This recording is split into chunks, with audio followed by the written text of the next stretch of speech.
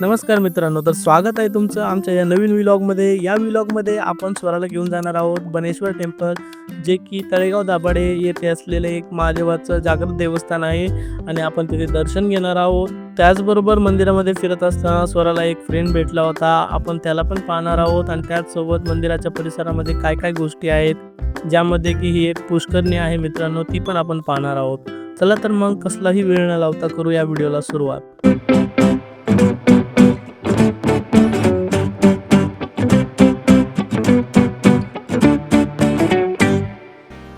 आपण जय बाप्पा करायला चाललो.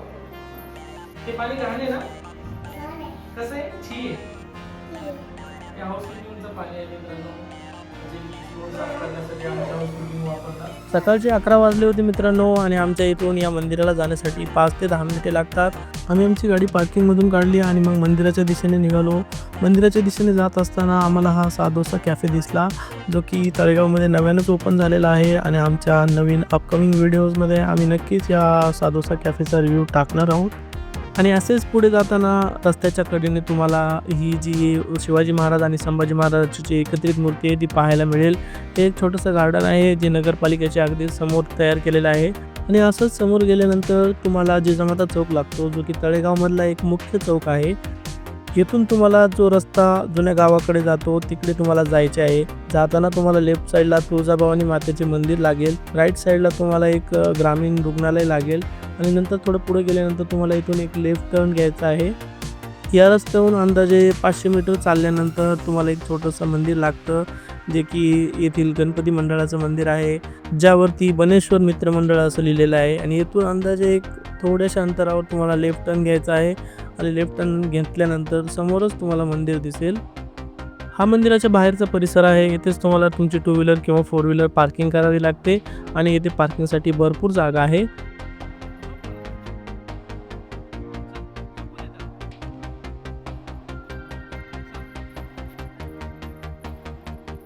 मंदिरामध्ये प्रवेश करताना सर्वात प्रथम तुम्हाला उजव्या दिशेला एक समाधी दिसेल. ही समाधी स्वराज्यातील पहिल्या महिला सरसेनापती उमाबाई दाभाडे यांची आहे. तेथे पाय पडून मग आम्ही नंतर मंदिराच्या दिशेने निघालो. जाताना आम्हाला काही कावळे दिसले, त्यासाठी स्वरा तिकडे गेली, कारण की तिला पक्षी खूप आवडतात आणि ही इथली पुष्करणी आहे. मंदिराच्या आवारामध्ये एक बोर्ड आहे मित्रांनो, ज्यावरती रोज एक सुविचार लिहिला जातो. आणि मग त्यानंतर आम्ही पाय धुवून मंदिरामध्ये प्रवेश केला. पाय धुवून झाल्यानंतर आम्ही मंदिराच्या दिशेने निघालो आणि हे अशा प्रकारचं काही मंदिर आहे मित्रांनो. मंदिराच्या अगदी समोर नंदी आहे, नंदीच्या पुढे कासव आहे.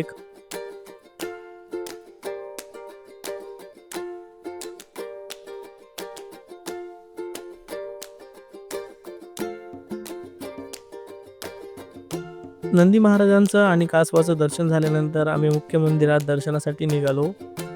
मंदिरामध्ये गेल्यानंतर स्वराला तेथील जो घंटा आहे त्याचा आवाज आला आणि तो आवाज ऐकल्यानंतर स्वरा बोलली की मला पण तो घंटा वाजवायचा आहे.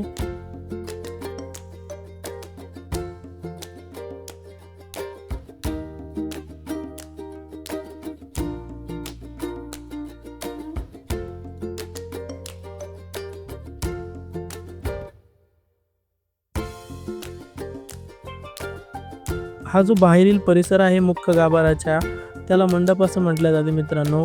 आणि या गाभाऱ्यामध्ये लेफ्ट साईडला गणपतीची मूर्ती आहे आणि राईट साईडला हनुमानांची मूर्ती आहे.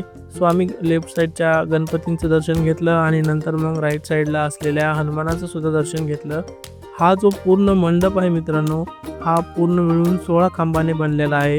त्यातील 4 खांब हे मंदिराच्या आतमध्ये आहेत आणि जे बाकीचे 12 खांब आहेत ते भिंतीमध्ये आहेत. आणि याच मंडपामध्ये गणपती आहे, त्यांच्या मूर्तीवरती गणपतीचा स्रोत लिहिलेला आहे आणि हे अशा प्रकारचं एक प्रकारे जी प्रतिज्ञा असते ती प्रतिज्ञा लिहिलेली आहे. पुढे एका बोर्डवर सूचना लिहिलेली आहे की सोमवारच्या दिवशी सायंकाळी 7 वाजल्यानंतर हे मंदिर सर्वांसाठी बंद असते.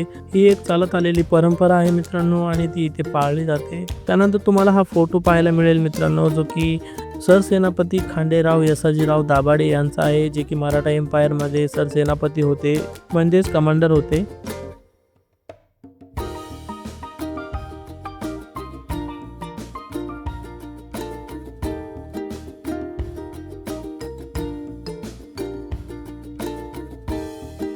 त्यानंतर मग आम्ही मंडपातून मुख्य मंदिरामध्ये प्रवेश केला आणि तुम्ही बघू शकता किती सुंदर प्रकारची अशी महादेवाची इथे पिंड आहे. आम्ही जेव्हा गेलो होतो तेव्हा पिंड साफ करण्याचं काम चालू होतं. सो तिथे एक भैया आलेला होता तो की पिंडीला अभिषेक करत होता. मुख्य मंदिराच्या आवारामध्ये जिथे पिंड आहे तिथेच पार्वती माताची एक छोटीशी मूर्ती आहे आणि त्या भैयाने दुधाने अगोदरच पिंडीला अभिषेक घातलेला होता. सो आम्ही फक्त वाट पाहत होतो की ती पिंड कधी धुवून होते आणि नंतर आम्ही दर्शन घेतलं आणि दर्शन घेऊन झाल्यानंतर आम्ही तिथेच पिंडीच्या साईडला बसलो होतो आणि स्वरा गेली आणि स्वराने पार्वती मातेचं पण दर्शन घेतलं. पार्वती मातेच्या पाय पडल्यानंतर तिथे असलेलं कुंकू तिने कपाळाला लावलं.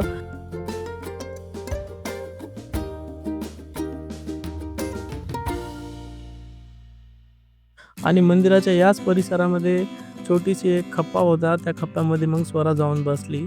या मंदिरामध्ये 3 वेळा टाळी वाजवून महादेवाला पाय पडण्याची प्रथा आहे मित्रांनो. सो जर तुम्ही या मंदिरात आलात तर तुम्हाला टाळ्यांचा नक्कीच आवाज येईल.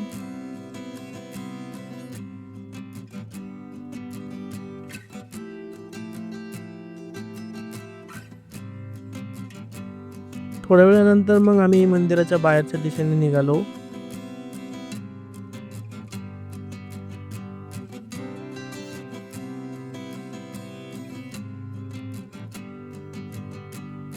मंदिराच्या बाहेर आल्यानंतर हे छोटंसं तुम्हाला तुळशी वृंदावन दिसेल. तिथे स्वराने पाय पडली आणि नंतर मग तिने प्रदक्षिणा मारली. नंतर मग आम्ही मुख्य मंदिराला प्रदक्षिणा मारण्यासाठी निघालो.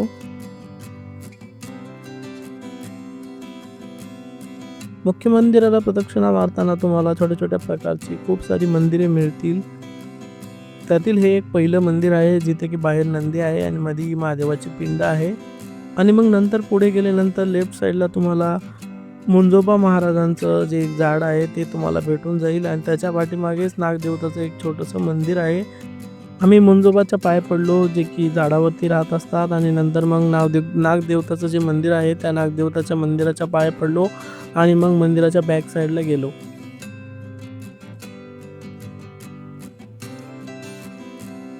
मंदिराच्या बॅक साईडला तुम्हाला असे काही प्रकारचे बेंचेस ठेवलेले आहेत. तिथे बसून तुम्ही थोडा वेळ विश्रांती घेऊ शकता. आणि येथेच एक पाईपमधून पाणी येत होते जिथे की स्वराने तिचे हात धुतले.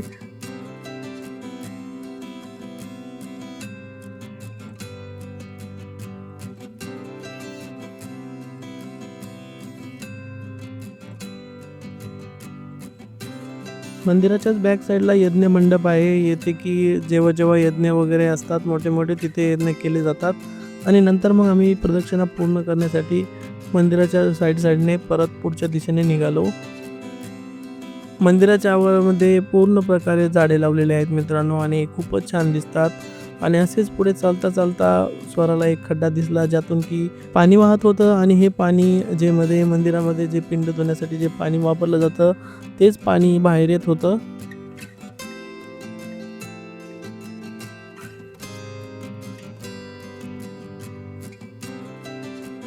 आणि प्रदक्षिणा मारून झाल्यानंतर लेफ्ट साईडला तुम्हाला एक मोठं झाड दिसेल जे की एक वडाचं झाड आहे आणि त्यालाच औदुंबर असं नाव दिलेलं आहे. मग आम्ही त्याला एक प्रदक्षिणा मारली. प्रदक्षिणा पूर्ण झाल्यानंतर तिथेच बाजूला असलेल्या एक दुसऱ्या समाधीकडे आम्ही गेलो आणि या समाधीच्याच अगदी पाठीमागे तुम्हाला वॉशरूमची सुविधा उपलब्ध आहे.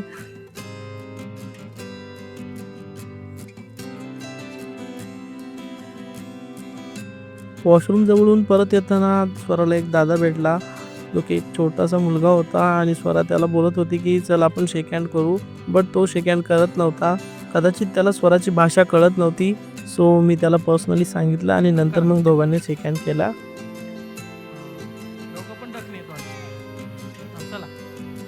आजी बोलवती दादाची आजी बोलवती.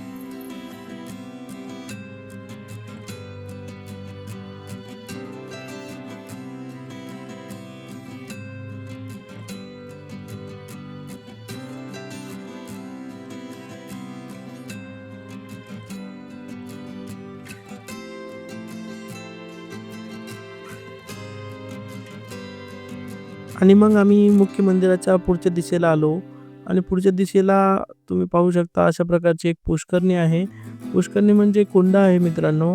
यामध्ये अगोदर सगळीकडून जायला तुम्हाला जागा होती बट आता जागा नाही आहे आणि इथे फेन्सिंग लावलेली आहे तारांची, त्यामुळे तुम्ही मध्ये जाऊ शकत नाही.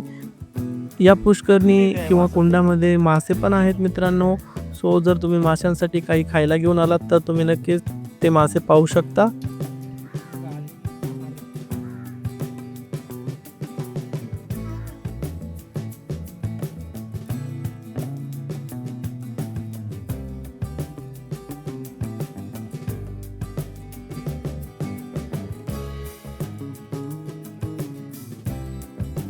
आमचं संपूर्ण मंदिर पाहून झालं होतं आणि दर्शन पण आम्ही घेतलं होतं.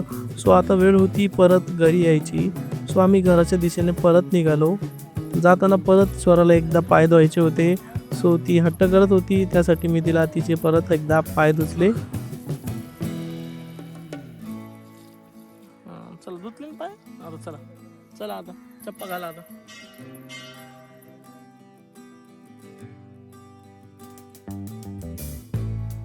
आणि हाच तो बोर्ड आहे मित्रांनो, ज्यावरती की एक नवीन सुविचार लिहिला जातो.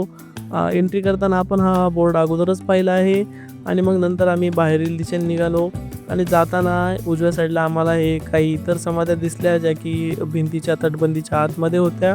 आणि अशा प्रकारे आपण या मंदिराचा पूर्ण टूर केलेला आहे मित्रांनो.